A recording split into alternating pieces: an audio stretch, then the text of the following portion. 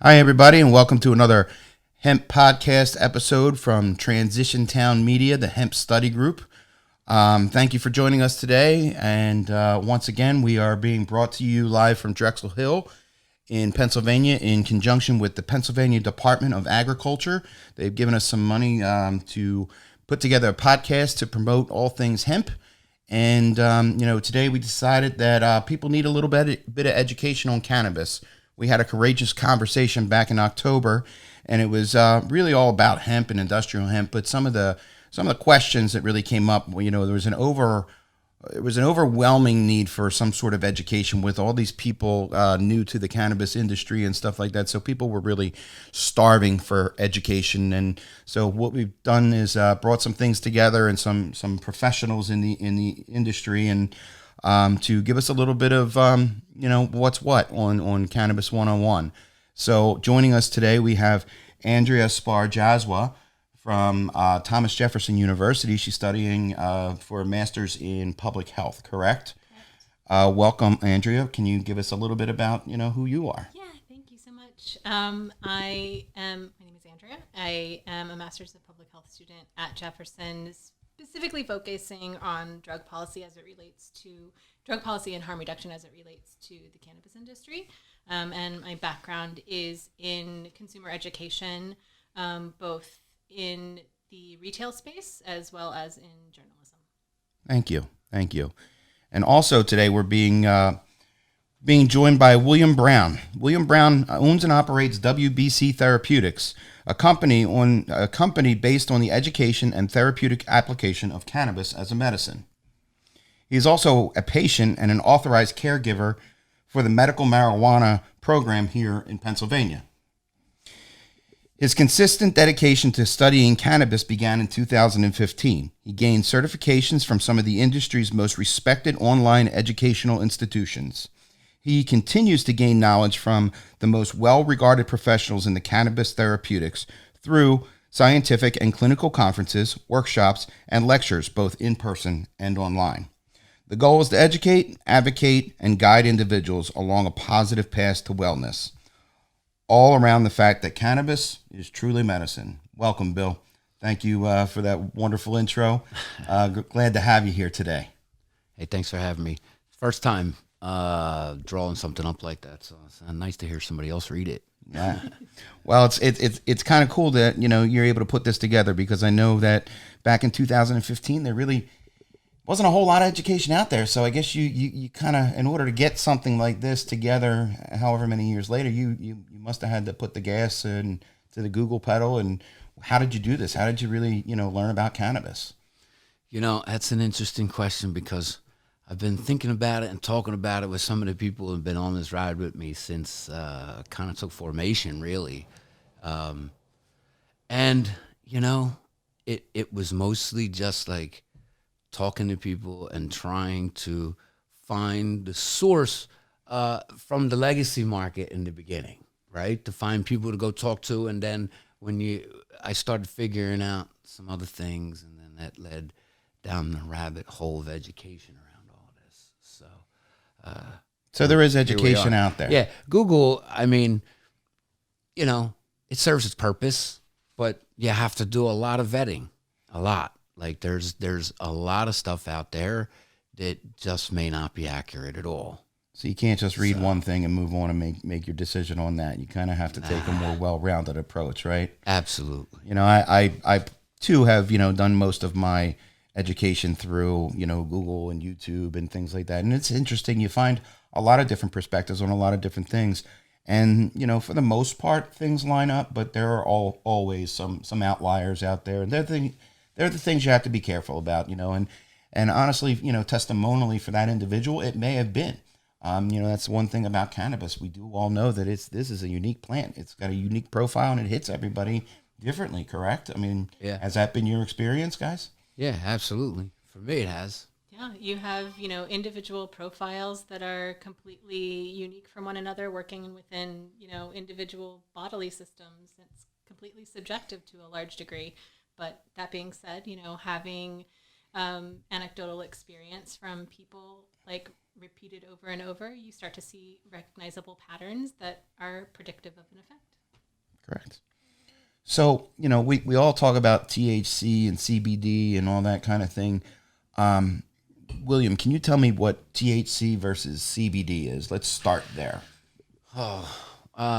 Okay, so when you say versus, do you mean versus in what way? Like, how are they different? What kind of... How are they different first, and then how are they the same, I guess, too? Well, they serve kind of the same structure. I think the major difference, as far as effects go, that people would understand, is simply that THC is intoxicating, whereas CBD is psychoactive, which is different than intoxicating. So intoxicating is going to make you feel high? Yeah, that high. So that CBD isn't really going to feeling. give you that high feeling. CBD in high doses could possibly offer some sedation, but nothing intoxicating, because it just doesn't work that way. Okay. It doesn't attach to the same receptors, and I'm sure we'll get there. So yeah, I mean, and then that's kind of where we're getting to the receptors in this thing called the endocannabanoid system. Big word, but honestly, it's a pretty important little word that controls a lot of different stuff in our bodies, right? So, who wants to tackle the endocannabanoid? Well, first, let me just start out and just say, like, try to forget about cannabis for 1 second. Think about this idea of an endocannabinoid system that is inherent in all mammals, almost all mammals. I don't think there's anything outside mammals so far that we figured out. Plants have chemicals that will interact with this system in our bodies. And cannabis is just one of the things that can alter that system. And what the system is for, Andrea, what do you think? I think the key component about the endocannabinoid system is that it maintains homeostasis. So it maintains a sense of balance in your body, and helps your body stay in perfect flux. So if there's some sort of deficiency in that system, conceivably it could then create illness or disease in your body. So the idea of cannabis or cannabinoids or any sort of plant that engages with that system in creating a healthy response is maintaining that balance. So if I'm hearing correctly, we have cannabinoids that are happening all over the place, not just in cannabis. They also are in plants. And does the body create its own cannabinoids or anything? So where are some of these cannabinoids coming from outside of just cannabis? So there's endocannabinoids. We produce them. There's two, I think, right now that are just there's research about some others, but I think right now 2AG and I always get stumped on the name, anandamide. They are the two endogenous ones that we make internally. So, like, that's what I was getting at a second ago. Like, forget about cannabis for a minute. Like, we make these compounds in our bodies. Like, without cannabis, you don't ever need to experience cannabis a day in your life, and all of these compounds are still in your system. The endocannabinoid system is still there functioning, trying to keep every other system in your body in check. The minute something goes out, you stub your toe. The system goes through your endocannabinoid system to tell your other systems, nervous system and all those kinds of things, how to respond appropriately. And I think Andrea was just talking about that dysfunction in that system. And unfortunately, a large portion that I see from research and stuff about dysfunction of that system happens through stress. And that's terrible because stress is a very hard thing to identify.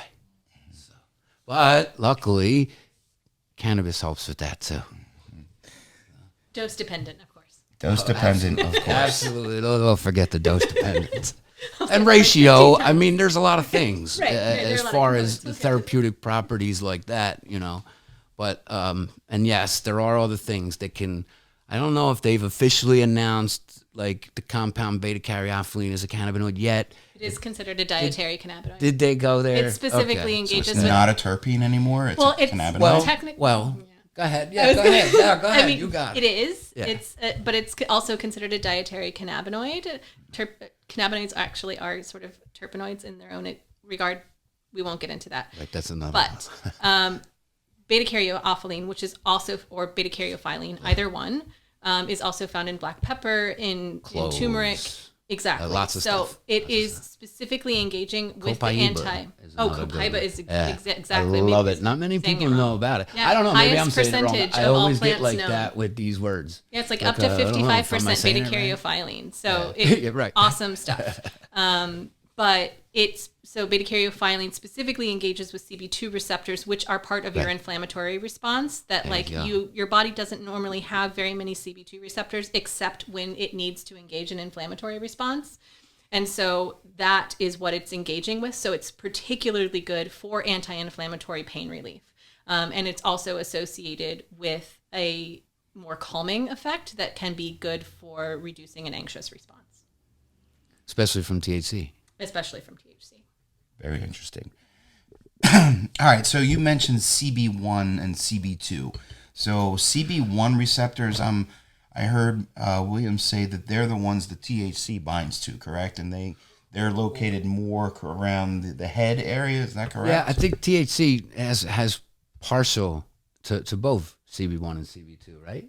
Yeah. It causes the intoxicating effect by breaching that barrier in your brain, but CB1 is primarily concentrated in your brain. And as far as- CB2 is the rest of the body, right? well, yeah, I mean, you have CB1s elsewhere too, but the largest concentration, I think, is in the brain, right? Yeah, and the central nervous system. Right. Mhm. I think CB2 is generally peripheral systems, like So- your organs, your bones, the marrow, stuff like that. And produced as needed. We're talking On about demand. a neuroreceptor, correct? So a gap between two neurons firing is a receptor. So the cannabis or cannabinoids, they attach somewhere in that receptor, correct? Is that how that works? You I want don't to feel know. this one? Or you want me to do it? Go for it. All right. So you can think of cannabinoids and receptors like locks and keys is one of the most common examples that people give. So the receptor is the lock and the cannabinoid is the key. So a CBD does not attach to any receptors. Well, in CB1 and CB2. I mean, there's peripheral things for CBD, but the molecule itself will not fit in there because of the structure. It looks Key doesn't similar. fit. The key The key doesn't fit. Right. But it will side hustle into that receptor through THC. You understand? So there's 'Cause an there's a entourage connection. or an ensemble effect. Absolutely. CBD molecule will identify through the ECS, I'm imagining. ECS is endocannabinoid. The endocannabinoid Okay. system, yes. Sorry, it's short. A lot easier to say. Yeah. And it'll hitchhike in. And then what CBD is reported to do is mitigate some of the effects from THC. Although, I mean, there's been some question about that as well in some studies just recently that it can increase. Yeah. So, I mean, it generally accepted, and in my own personal experience and a lot of anecdotal experience that I've been involved with for quite some time, other people and everything else, they don't see it as increasing the negative effects of THC. You know what I mean? But I did see that. Did you see that research? Amy? Yeah, I was just going to kind of add to that. So one of the ways that you can kind of think about it is that the reason it doesn't necessarily mitigate or lessen the negative effects of THC specifically, except that if you're consuming it alongside THC, especially in like flower form, that means that the THC is lower, so that you're ultimately not getting as much THC in that product, which can lessen the chance of a negative effect. In addition to that, the way that CBD works is by, in part, one of the ways that it works is by lessening the chance of it allows for THC or your body's natural anandamide to stay within the body without being degraded. It doesn't degrade it as fast. Exactly. Right? So it's going to be longer lasting and more efficacious at a lower dose Okay, in so combination. I had a friend tell me that if I get too high, I just drink some CBD oil. Is that true? And it'll bring me down. Nah, I think that's all about mindset in that regard. mindset. Yeah, it's a placebo. Like, people have said that, and I think some people may get that effect. And it's hard to say that it doesn't give that effect ever to people, because cannabis is just that way. Okay. It's a very individual medicine and plant.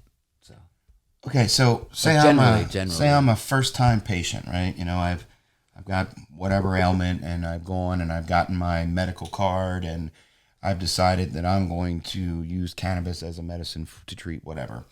I have no idea what I'm doing. I really have been told all my life that this is bad, blah, blah, blah. I can come to you, William, right? And you can help me through this. And, what are some of the things you're going to tell me as far as how to start, how to consume, these types of things? How do we find, what's right for me as a patient? Well, I guess it all depends on what your preferences are initially to start out with. First of all, like, if you already decided and you already came to the conclusion that cannabis was a viable option for whatever it is that you want to utilize it for, if you're utilizing it medicinally, then, I just lost my train of thought, man. It's okay. Repeat that question, will you? What are some of the things that, you can tell a patient for a first-time user? So, like, I guess this is a really good start to our discussion of how do you go about consuming cannabis? There's all different types of ways. I'm a smoker. So, like, let's start with... Do you want to talk about products first? Yeah, I would have to say just anything, regardless of your consumption method, slow and low, man. Slow and low. Yeah. So. Like the lowest possible dose, lowest possible increment. Why and give do yourself I want the time lowest to process. Dose? Well, because if you don't have any experience, if you're naive to how it's going to affect your system, I could tell you what a little bit's going to do for me, but I can't necessarily 100% say what it's going to do for you, because cannabis has this like biphasic effect. If you have anxiety and you're trying to utilize it for anxiety, and you get a strain that's 25% THC, and you take 2 hits, your anxiety is going to go through the roof. Possibly. Most likely, anecdotally, let me put it that way. So let's THC is let's that talk one a little bit about molecule mindset too. So I know that sometimes I'll come across a friend who says, I haven't smoked in 20 years, but every time I used to smoke, I used to get all bugged out and blah blah blah. And I try and tell them all the time, like, well, if you go into it like that, chances are you might have that happen. So what is, like, before we even get into the products, like setting and intention and, having a relationship with the plant, unlike what we do with pharmaceuticals, for me, it's always been, all right, well, I'm going to use this strain because it's got uplifting effects, and I'm going to go cut my lawn. So talk a little bit about intentions and real quick, right to that thought where oh man, you had a whole line there that just had me thinking about a certain, like, pharmaceuticals are designed to target one thing, and this may fall under mindset and intention. Cannabis does not just address one thing. You know what I mean? So your mindset's just one step along the way, because it's affecting that entire system. Sure. Exactly. And absolutely. And it's a system that we already have. So just think about nurturing yourself. Consume some cannabis. You know what I mean? Got it. So, Andrea, how about you? Do you have anything to talk about as far as setting and intentions and believing that the medication is going to work? Is that important? I think absolutely, with anything, there is going into something, believing that it's going to work for you is going to create a placebo effect, just to address that right out of the gate. So there is that. And placebo effects are awesome. If you can get by with added benefit without actually consuming the thing, like if you have a placebo in a drug trial, but you're getting good benefit from it, you're still getting good benefit from it. It doesn't matter. It doesn't matter. That being said, we were talking about this outside leading up to this is, going into it with intention is important, but you're not always going to get out of it what you intended. And I think that there is an important part of cannabis consumption that works within a bodily system across a variety of different pathways that you have to go into it with a little bit of uncertainty and be okay with that uncertainty and be comfortable with that and acknowledge that it could not maybe give you the exact effects that you originally intended. But when it does kind of take you off course, that you can then pivot and use that energy that it gives you to, that you can harness the energy that it gives you. Even if it doesn't take you off course, it could lead you to discovering other things about yourself that were like, oh man, cannabis is reported to work for X, Y, and Z, but I only had X. Right. This is why I was using it, but all of a sudden now Y and Z are starting to get better.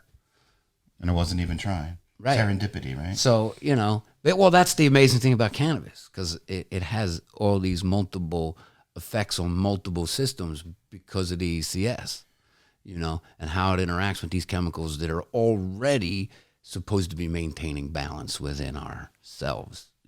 And again, before we get into the different ways, we talked about THC, we talked about CBD.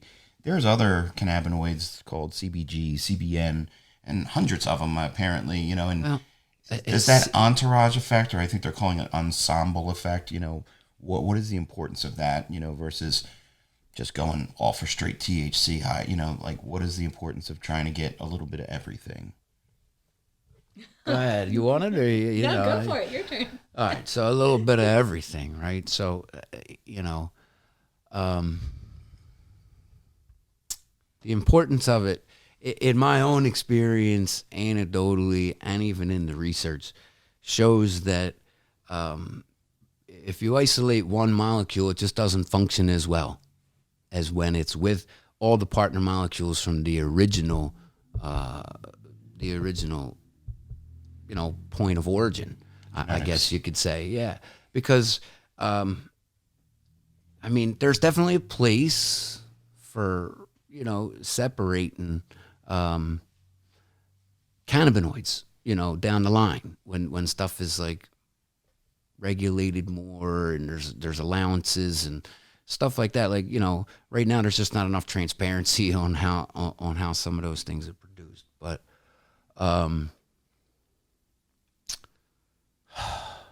the entourage, it's important because if you take too much THC, right, because THC is known that it can cause anxiety, it can cause adverse effects as an isolated form. But if you add in some CBD, and we already talked about this a little bit, it acts differently. And then you have to think about the other compounds in cannabis too. You have terpenes, flavonoids, and all these things. Now, terpenes in and of themselves have whole categories of therapeutics that they offer alone. So I can't see how anybody could even deny the fact that the entourage effect would triumph in a lot of cases.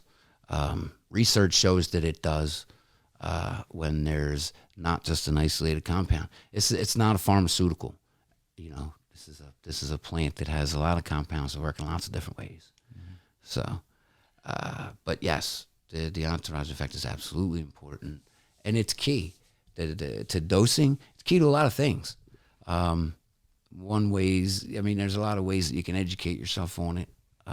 So we'll leave it there, I guess. I was going to say, just to kind of circle back to the lowest possible effective dose, when you have full spectrum plant material, that is indicative of what was originally produced in the plant, not isolated from it. You have the ability to reduce your overall consumption, which is going to save your tolerance, which is going to reduce the risk of adverse effects, which is also going to save you money because the higher the financials too, right? Like more bang for buck. And if you can get better effective results from mixed ratio products, then you should absolutely go that route. In addition, there's tons of research being done, particularly in Israel, about how small variations between batch varietals. So like with cannabis, you have a single plant, but each individual plant, like if it's taken from clone, can ultimately produce slightly different compounds overall because of the environment that it's around. So each individual plant is not identical to the previous one. And those small changes can ultimately impact the way that you experience the effects. And there's been some really interesting research around epilepsy and seizure disorder in regards to like small amounts of minor cannabinoids that are present within a plant. Like CBDVA? Yeah, exactly. CBDVA. What's that? CBDV. Is that on the 102 class? Yeah. I think that might be on the next one, right? It's a variant. It's a variant, yeah. Variant. THCV is probably the most commonly known because it's diet weed. Diet weed. Diet weed, right? Yeah. Diet weed. Yeah, so it make you lose weight. That's pretty counterintuitive to everything about weed, right? You're saying it's like getting hungry and hunger. It literally is. So whereas THC is an agonist at CB1 receptors, THCV is an antagonist, and there's one pharmaceutical that was developed as an antagonist at CB1 receptors that was used for treatment of diabetes and obesity. Is that the exactly. Ranamidant. I forget the name of it, but it really wasn't. Ribinant? It wasn't I can't very remember. good, right? Anyway. Well, wasn't there a lot of trouble with that? Exactly. Research? You have an isolated compound targeting a single receptor, and you saw adverse events. You saw increases in suicidal ideation. It was terrible. It was Almost awful. all the So it got pulled participants from the were market. dead at the end. So I think, the more I learn about holistic medicine and nature and how it works, it really is holistic, and the mycelium network all kind of connects, and, the smell of this particular leaf means something, to the ecosphere. It's so that the chipmunks don't come around, because if the chipmunks are around, it's going to eat up all the nuts, and we're not going to have trees for the birds to eat or something, and it's this entire process. And, we have to realize that cannabis is a plant, and it works like a plant kingdom thing, not like a human or technology. So, the idea of, keeping the whole plant, I think is extremely important. And this goes back to an educated audience, man. It has to. Because if you look at the markets today, they're very unbalanced as far as ratios of products in stores and on the shelves, okay?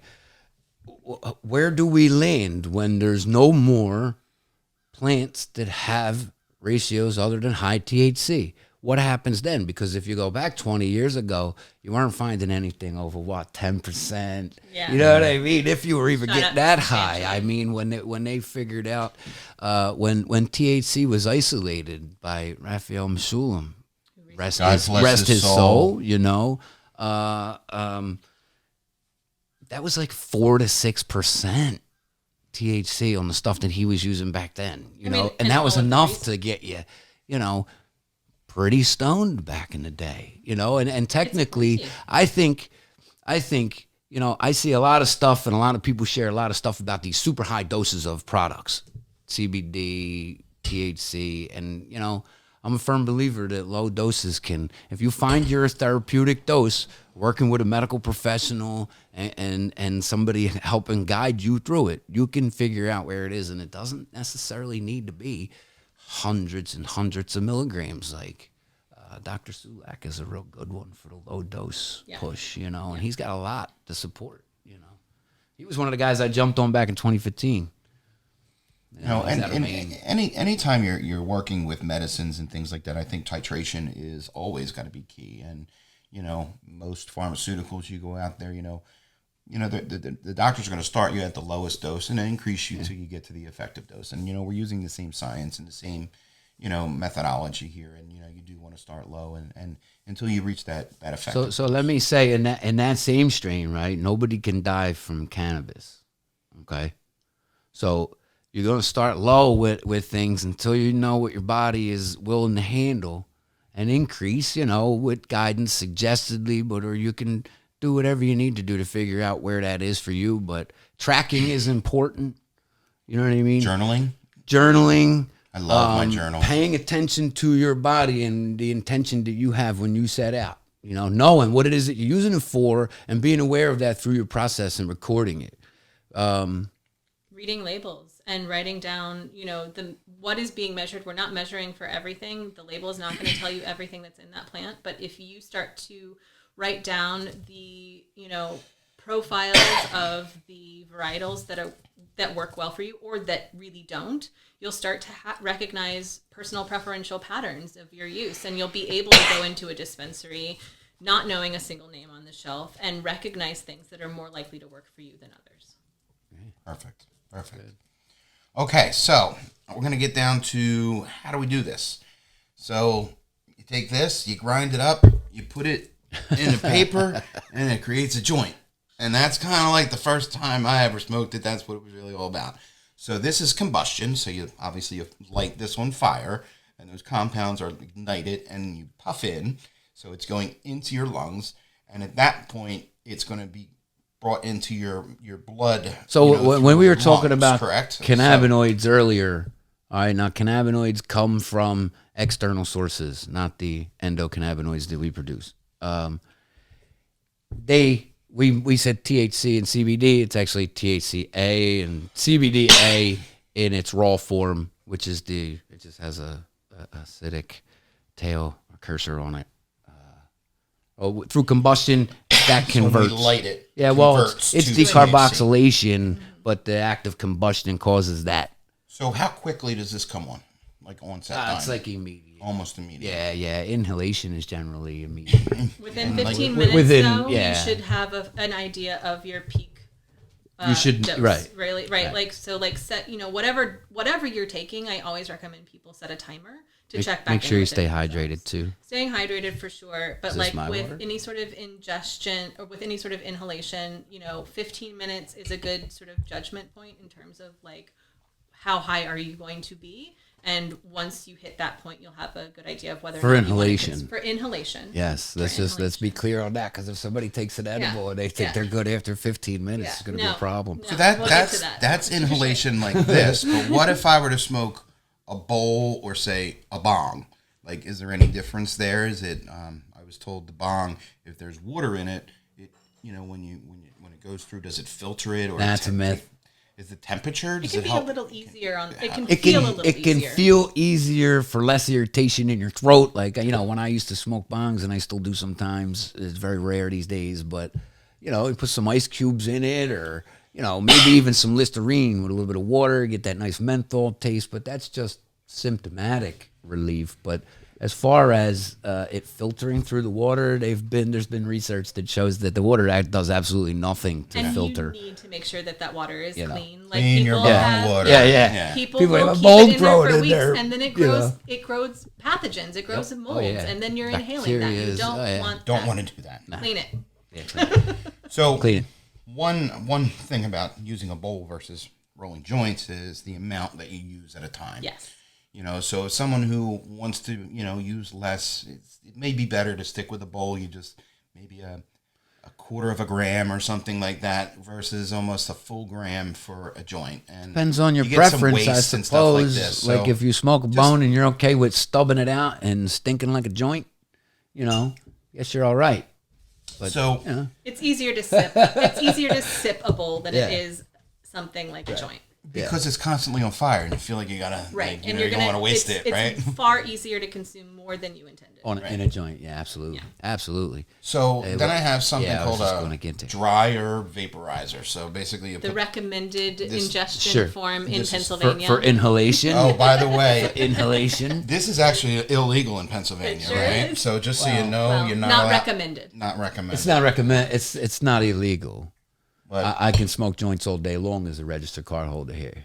The dry herb vaporizer. So do. you just put a little bit in there again, that little tiny bowl's worth, and you push the button and it heats up to a certain level. You can choose the different level. You take a puff. So as far as, just let me piggyback on the dry vape thing real quick, right? So that's probably the most healthiest, one of the most healthiest forms of inhalation. I think it is the most healthiest form of inhalation. Least harmful. But it's the most healthful.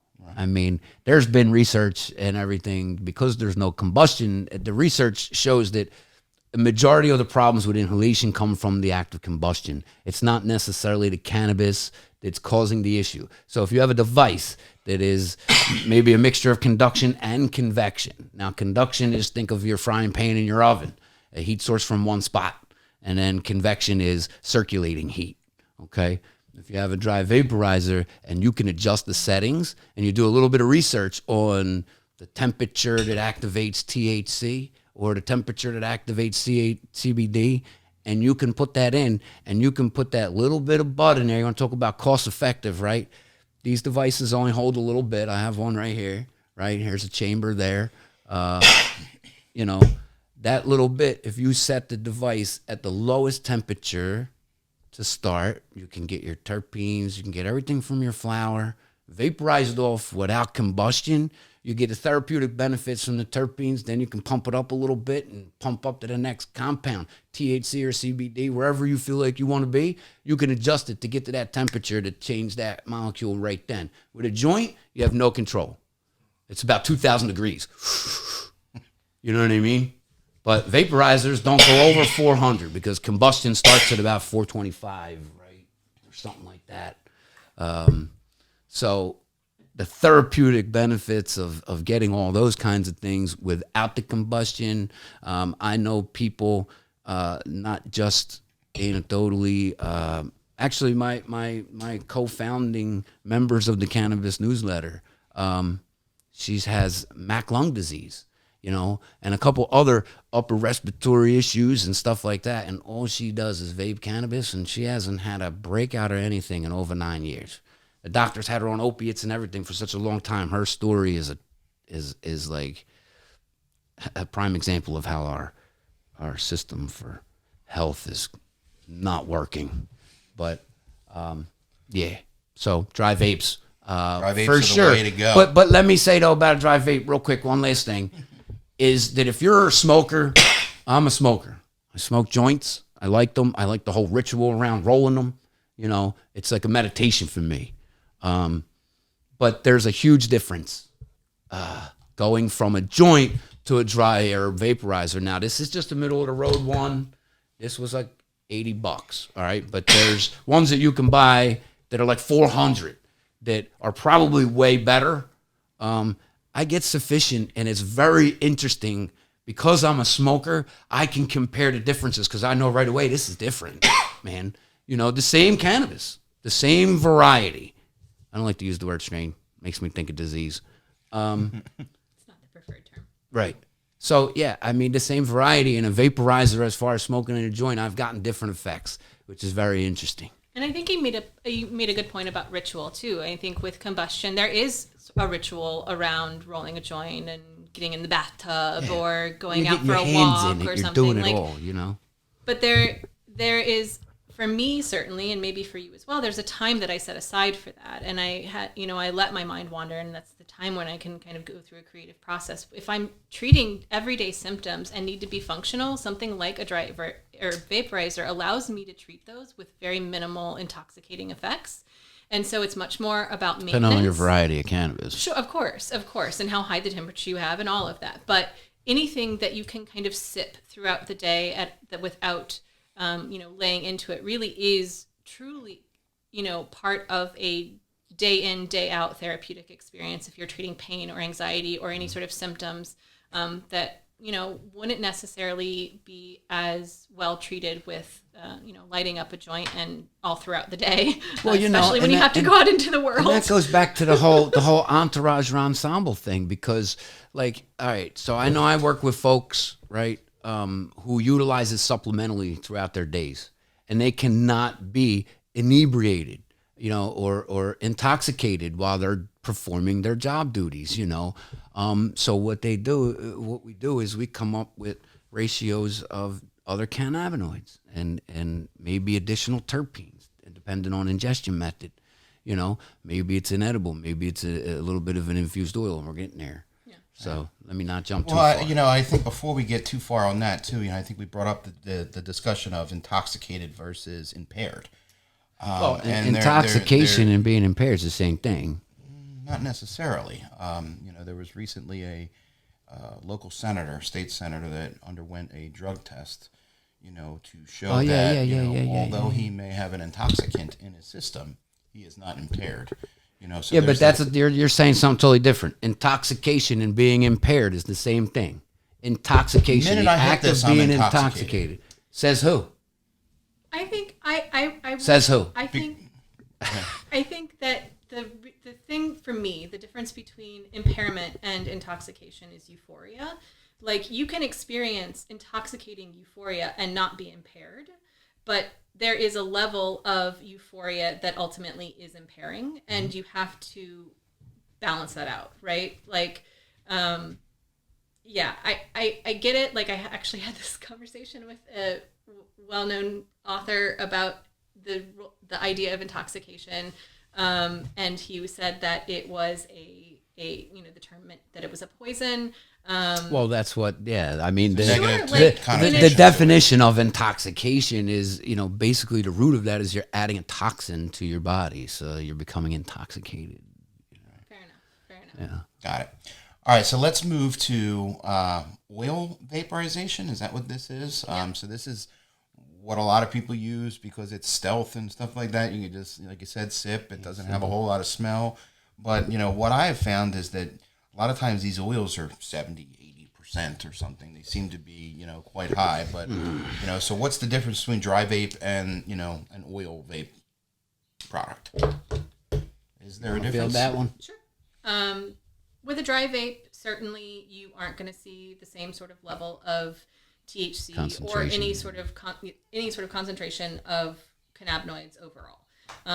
You can have CBD-rich vape pens. You can have mixed ratio vape pens. The concentration of the overall product is much higher than with a dry herb vaporizer. So it conceivably could get you to an intoxicated state much quicker. But that being said, you are using it similarly to a dry herb vape in that you're generally sort of sipping on it. So that, especially if you are looking for things that have lower THC content, it is still possible to maintain low levels of intoxication, if noticeable at all, if you can find low enough THC. Like with a super low CBD or super low THC vape cartridge, maybe you might see 6% THC. If you saw 6% in a flower form, you would still think of that as intoxicating. But in a vape form, the way that it's generally consumed at lower temperatures, sipped throughout the day, not huge puffs, it would be almost imperceptible. Did you say 6%? Yeah. Be considered intoxicating? Well, with like a dry herb vaporizer, 6% for somebody who is cannabis naive. Yeah, absolutely. Intoxicating. Oh yeah, 6% could be too much. You may still feel that with 6% in a concentrated form in a vape cartridge, but it is less likely that you would feel the same sort of THC effect in a 6% cartridge as you would a 6% flower, just because of the way that it's being consumed. Well, that goes back to the entourage thing too, though. Unless the cartridge is full spectrum, but we didn't even touch that. The idea of what's in that cart. Right. Is it MCT oil or vitamin E oil? Well, you better hope what is the oil? It is from a regulated market, so definitely not. Okay. Well, some products, I'm sure there's people listening right now out there who ain't shopping in a regulated market. It's just important to educate them as well. Absolutely. Yes. Labels, learn how to read them, whether you're in a state regulated place or not, request it. Even if it's from the guy down the street. And I think ask them. With anything that you are inhaling into your lungs, that it is far more safer to purchase it from a regulated market. There are examples of other types of ingestibles that might not cause as much of a risk. But when you are bringing it into your lungs, you want to make sure that it is clean, that it is safe, that it has been tested, that it is properly labeled, and it doesn't have any sort of additives to it, whether it's vitamin E acetate or if it's even added flavorings, which are FDA approved for consumption if you eat them, but not approved for inhalation. Right. So you do not want to be PA removed the ability to have flavorings added into vapes, and then they recalled it, which is crazy to me in a medical market. Yeah. But because we have no proof that is safe to bring into your lungs. Yeah, we're in a recreational market that wears a medical jacket. 100%. Okay, so let's move on to the next vehicle, which would be ingestion. Oh, and that would be Pennsylvania, by the way. Ingestion, so eating it, basically. So I have up here, and I'm not going to go mess with them, but I have a bunch of different gummies, and I also have butter here that I made. So Who can tell us a little bit about how the process goes when you have an edible or something like that versus smoking? So how is it different? What are the onset times? Does it feel different? Blah, blah, blah.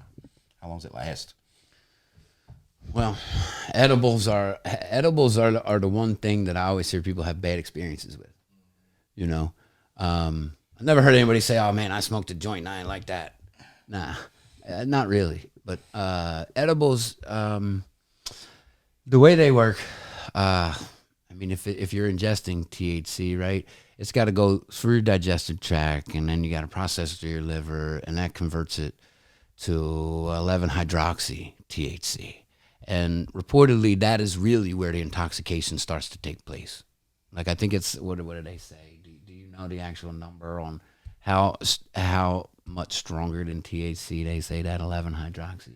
It's like 30? Oh, I was thinking it was about 5, but I 5? could be wrong. Oh, maybe I'm thinking 3. I had it as 0. But the problem becomes that once you ingest it and once your body metabolizes it, it takes time for it to metabolize. go through, right. And so you may expect that you should have felt it by now. And People are in impatient. reality, depending on your metabolism, that could take 2 hours, 3 hours, 4 hours, 5 hours. For some people, it might never come at all. Exactly. Especially if you're missing a certain enzyme. It's true. You know, But once it takes effect, you're in it for hours, Yeah. and you want to make sure you're taking a really low dose because you don't want to be Right. in a negative headspace again, for hours. slow and low. Always. Like, you know, if you Always. got an edible, you know, obviously the only kind of edible you're going to get in Pennsylvania is if someone makes you one, or you make one yourself. They got some kind of edibles, but I don't think so, right? Lozenges. Yeah, and lozenges. I capsules mean, and they're tinctures, flavored technically tinctures. edibles, but like cookies, cakes, anything like that here in Pennsylvania, they don't have. So if you eat an edible, or you know, you and your buddies, when you go to the dispensary together, everybody card carrying, of course, you go home and you process your medication. And this is the freedom about cannabis, right? Because you can go there and get exactly what you want if you're educated, and go home and turn that medicine into a greater form of action for yourself. You can turn it into butter.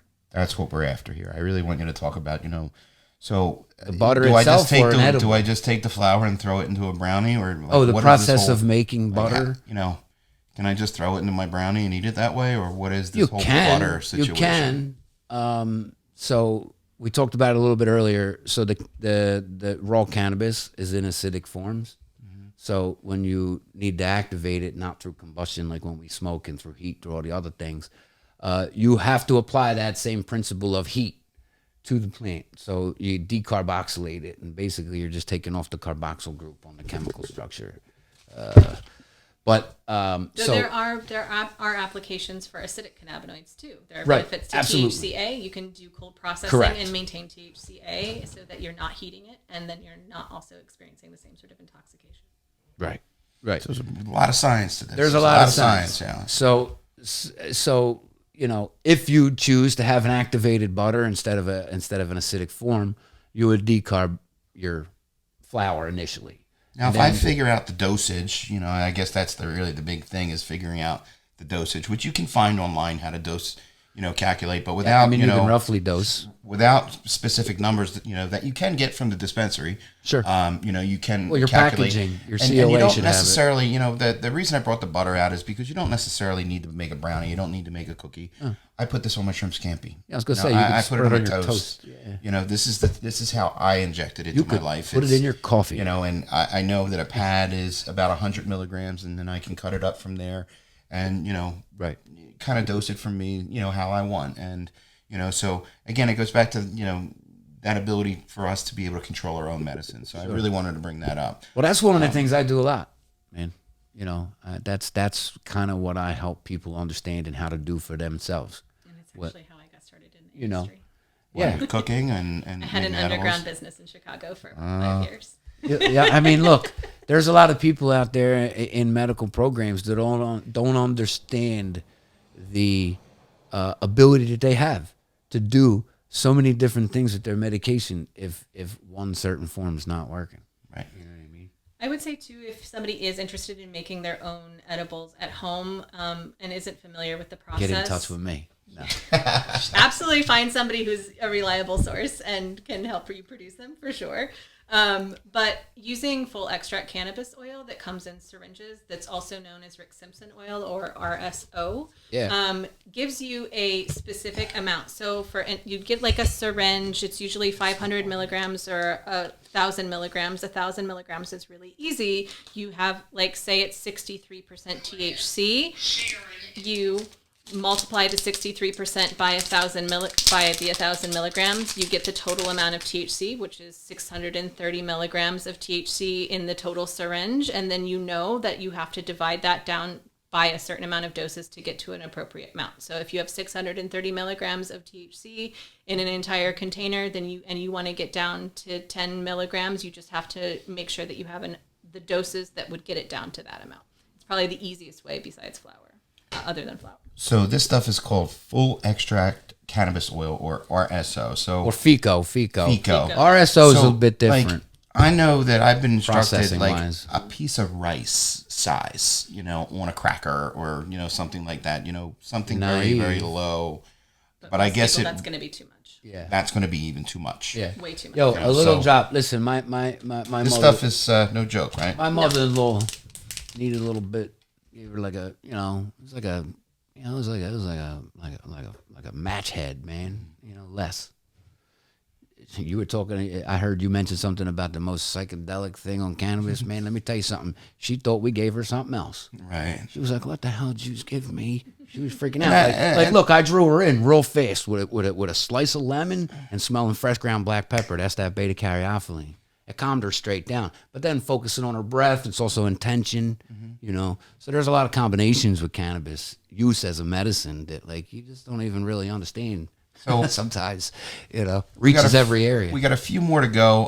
Number one, I'm going to talk about these drinks because the drinks seem to be, a thing for me. And, these are all THC, drinks that I bought them while I was in Massachusetts. So they have, a pretty big, market for this kind of stuff up there. So, it was kind of interesting.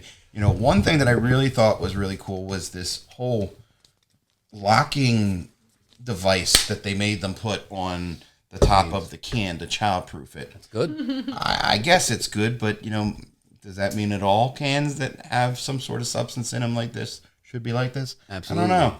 But I thought the really cool thing about would be able this to get them open. is that like the butter and the edibles, they take so long to get impact, and a lot of times I'm using it. I need it now. Like I want it now. I don't have 2 hours to wait and everything. So using one of these, 20 minutes later, because of it being so nano emulsified. Well, that's what I was going to say. Depending on your beverage of choice and whatever market you're in, there's greater bioavailability for a lot of these companies, man. And I was doing bioavailability nano emulsifications and stuff like that, like 10 years ago, 8 years ago. Working on stuff in my kitchen at home, trying to figure out how to do it with all that fancy equipment, man. But that, if what do you? When you say biomass, basically it just means bioavailability. It just means that there's so many tiny particles for surface area for a cannabinoid to attach to, and also during the ingestion, it's so small that it's a quicker onset. Is that? Well, it's a quick. Well, see, the thing is, when you're talking about beverages, right, and you think about cannabinoids or any of that kind of stuff, they don't like water. You know what I mean? So they repel against each other. So you have to make an emulsification, or you can use a lot of different things but you got to get that particle down, because I was able to come up with a formula powdered with like some soy and some maltodextrin and cannabis oil infusion, not FICO, like a separate carrier oil infused with cannabis, and I was able to turn it into a powder that dissolved in a drink, and it dissolved completely as long as the drink was warm. So there's a lot of things about nanoparticles and stuff like that can, in these drinks to these companies today. Years ago, they weren't there, but today, I think they make them pretty good. I don't really get to experience them because I live in Pennsylvania. Yeah. I think it's an amazing market that maybe we can think about. Yeah, and if you can get the product to start to absorb prior to metabolization by the liver, that's where you get the faster onset, because if it's getting absorbed in like the small intestine, then you are seeing a faster onset than if it is fully metabolized ultimately. It is slightly different effect as well. Overall. Well, yeah, it's quicker, doesn't last as long. So this says Botanica Life Mini Pain Relief Roller, lidocaine, menthol, and CBD. With lidocaine, so topical. This is a topical thing. So you can rub weed on you and it'll work. Is that right? You could take that pat of butter right there and rub it all over you, and it'll help. Huh. Interesting. I mean, there's maybe some permeability issues. Some cannabinoids don't necessarily want to. This can work as like a Bengay cream or something like that. You have receptors in your skin. Your skin is an organ, and you have receptors. Yeah, exactly. It's your largest organ. It is. Yeah, that's right. And you have receptors that aren't CB1, CB2 receptors as much. Exactly. These are the peripheral receptors that we were talking about before that engage with cannabinoids. And that is where you're seeing the sort of pain relief and anti-inflammatory benefits of topicals. In addition to this, I mean, you have lidocaine and menthol. Those are also going to have that. And those are, I mean, it's far more interesting sometimes to look at something that doesn't have those additives, because then you can see like what the difference is, right? Really, if it's the CBD or if it's the lidocaine. But it's pretty common to put some sort of mentholated something in there. But because the aromatherapy, I think people are just convinced at this point, if you rub something menthol on you, it makes you feel better. So they smell menthol. Well, they engage with receptors too. There's some facts to that. And that's probably going to get us into the terpenes conversation, which we don't have a whole lot of time left. That's actually what I was just getting ready to just touch on real quick, because like even in topicals, right, there are certain terpenes that aid certain cannabinoids. I mean, for one, to cross that, to reach, but greater into your skin and everything else. So before we get totally on to terpenes, I got two little bottles there in front of you. One's a water-soluble infusion, I guess, and the other one would be a tincture. So what is the difference between a tincture and, say, an infusion? You said that there was a difference. One uses alcohol or something. Well, these days, I think tincture... Use them sublingually, right? Yeah, sublingually, yes, under your tongue. Although I feel like there's been recent science lately that says you really don't absorb too much actually under your tongue, depending on carrier for these types of things. Now, if you have any experience with a true tincture, which is alcohol based, which is usually green, very high alcohol content, try squirting a milliliter of that under your tongue. Your mouth's going to be on fire. You're going to be looking like, Bugs Bunny running around. You know what I mean? So when I hear people that say they take tincture sublingually, I know they ain't alcohol. Most people just because you can't hold it under your tongue for that long. It's not. Well, most people just use the phrase tincture, for any bottle that looks like that. Even if it's alcohol or if it's oil. When it's oil, it's technically an infusion. A tincture, because it's alcohol, you're stripping. Infusions are just combining. Is the simplest way to put that. So like you ever go into like an Italian market or something, you see a jar of olive oil on the shelf and it's got like red peppers and garlic cloves and like all this stuff in the oil. If you would open that up and pour it out, that oil is now infused with the essence of all those things. All those essential oils. Yeah, you do the same thing with cannabis. You take it and don't, use whatever I choose coconut oil because that's also has therapeutic benefits over butter. And if you make butter, there's a whole process about clarifying it so it gets better and all this and that, but we're not there. So, last thing I really want to talk about is the terpenes. So these terpenes, we talked a little bit about the aroma and the flavor profile. So terpenes are found in cannabis, and apparently they're much better indicators to, what the therapeutic effects are going to be, more so than what we have always thought sativa and indica. I think, now we're using terpenes and we're getting a little better, dialed in, a little bit. But I have to say, to some other people, it's not necessarily accurate to think that terpenes are going to dictate anything, really. Unfortunately, I hate to be that bearer. Is it going to be olfactory attractions? Yes, we have receptors in our noses. So But does it dictate experience as far as what you're going to get when you choose a certain variety of cannabis? I think the jury's out again.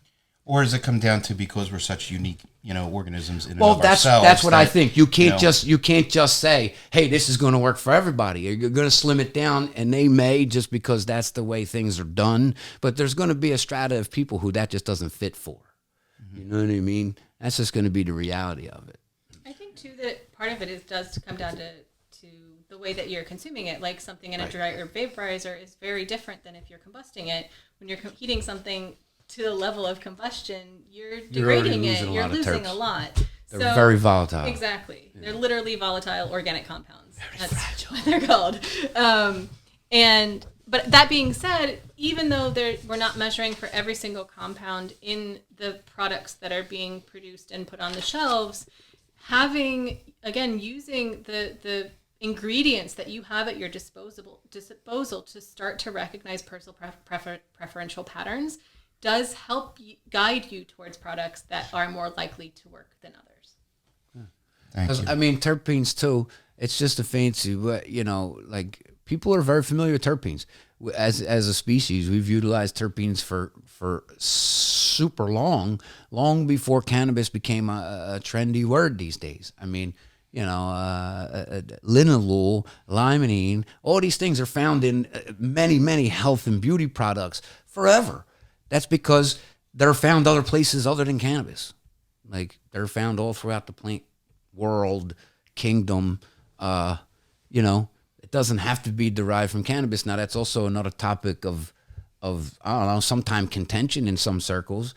Differences between terpenes derived straight from cannabis or the same terpene if I found in this variety that I'm getting from these lemons over here. Or even the idea of But terpenes chemically that are derived, they're the same. Chemically they're the same, but Right. like what happens when you alter a phytochemical profile of a plant? So like Correct. you have a strain that produces a certain profile and you put that into, say, a vaporizer, but then you take more of the terpenes from that profile and you add it back in. So now you're exaggerating the terpene profile. People seek that out because it's good flavor, because they believe that the effects are more pronounced. But ultimately, we don't know, like when you have, profiles that are out of relationship to the original plant, there are concerns there, especially when you're adding high heat to that. Well, for vaping and such like that, I mean, I know I've utilized to great effect terpenes derived not from cannabis after the fact, no heat, added to infusions to test therapeutic property of said terpenes. And then in combinations, in comparison to terpene profiles that I was able to garner online and from some cultivators I know, Ed Rosenthal being one, a couple of really good things, but that's after the fact. And I'm still a proponent that a terpene is a terpene, but I think there was also been some recent stuff about certain classifications, because when you say terpene, there's more than just one class of terpene. Yes. So that's a conversation for another time, but that's where a lot of this controversy comes in, because then you got, A pinene and B pinene. What does the A and the B mean? Is there any difference? Well, they look like mirrors, but they're just like your hands, really. If you try to line them up, they really don't. Like mirror opposites of each other. They're opposites. You can't line them up if you just lay them on top of one another. And I think that's becoming something that's pushing a lot of research. Yeah, I think we're heading into Cannabis 102 or 201. Oh, sorry about that. Yeah. All right.